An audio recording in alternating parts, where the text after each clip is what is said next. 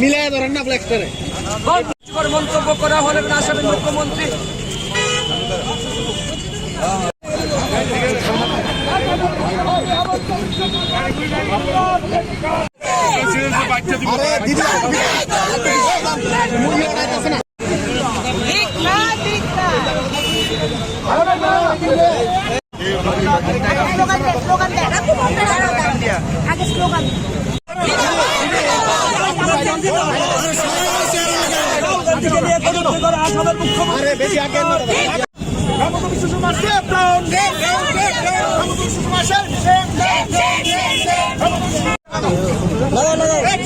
দিদি দিদি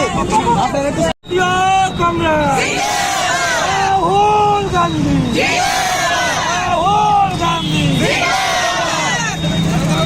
গেল গেল গেল রে গেল গেল গেল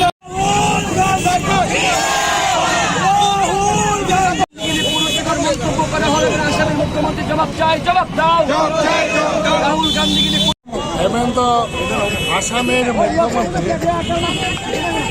আসামের মুখ্যমন্ত্রী হেমন্ত বিশ্ব শর্মা উত্তরাখণ্ড গিয়ে আমাদের নেতা রাহুল গান্ধীর বিরুদ্ধে অশালীন মন্তব্য করেছেন। তার বিরুদ্ধে সারা দেশ প্রতিবাদে মুখর হয়ে গেছে। হেমন্ত বিশ্ব শর্মা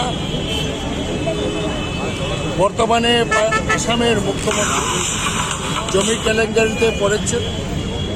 এইসব থেকে বিজেপির কুনজরে এসেছে, তার জন্য বাঁচার জন্য রাহুল গান্ধীর বিরুদ্ধে এরকম অশালীন মন্তব্য করেছেন। এবং আমরা আজকে ত্রিপুরা প্রদেশ কংগ্রেস কর্মীরা আমরা ডিমান্ড করি ইমিডিয়েটলি রাহুল গান্ধীর কাছে ক্ষমা চাইতে হবে।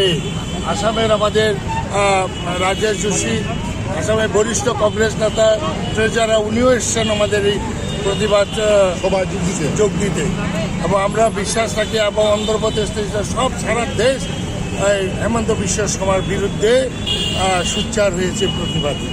তেলেঙ্গানার মুখ্যমন্ত্রী বলেছেন এটা দুর্ভাগ্যজনক, ইমিডিয়েটলি তাকে মুখ্যমন্ত্রী থেকে সরাতে হবে, এরকম ডিমান্ডও এসছে। তা আমরা তার এই কথা নিন্দা করি এবং আমরা চাই যে উনি ক্ষমা চান।